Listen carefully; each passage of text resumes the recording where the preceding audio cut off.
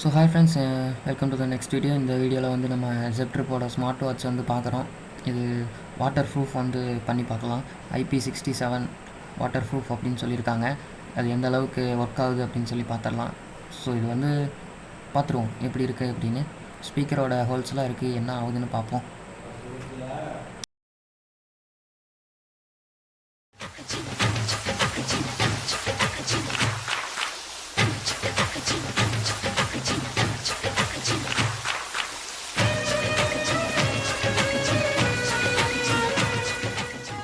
Okay friends, இப்போ வந்து நம்ம ஃபுல்லாகவே கழுவியாச்சு. என்ன ஆச்சு அப்படின்னு பார்த்தீங்கன்னா, நம்ம சென்சிட்டிவ் வந்து ஒர்க் ஆகலை. அது வந்து தண்ணி இருக்கங்காட்டி நம்ம எங்கே டச் பண்ணுறோம் அப்படிங்கிறது மட்டும் ஒர்க் ஆகலைங்க. மற்றபடியெல்லாம் ஓகேன்னு நினைக்கிறேன்.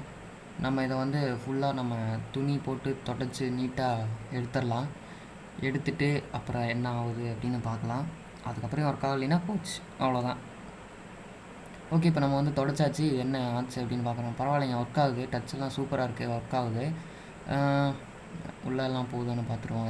எல்லா இதுக்குள்ளேயும் சவுண்டு, அந்த வால்யூம் ஸ்பீக்கரில் வந்து ஒரு ஹோல் இருக்குது. அந்த ஹோலில் வந்து தண்ணி போயிடுமோ அப்படின்லாம் நினச்சேன். பட் அதிலெல்லாம் ஒன்றும் போகலை, ஒன்றுமே ஆகலை. நல்லா தான் இருக்குது. நானும் போட்டு துணி துவைக்கிற மாதிரிலாம் துவைச்சிட்டேன். சரி, இதில் வந்து IP67 வாட்டர் ப்ரூஃப்னு சொல்லியிருக்காங்க. அதனால் நம்ம வேர்வை தண்ணி மட்டும் இதுக்கு ஆகாதுங்க. இதுக்கு வந்து நம்ம தண்ணியில் வந்து ஒரு குறிப்பிட்ட மீட்டர் வரையும் உள்ளே போனாலுமே இது தாங்கும் அப்படின்லாம் சொல்லியிருக்காங்க.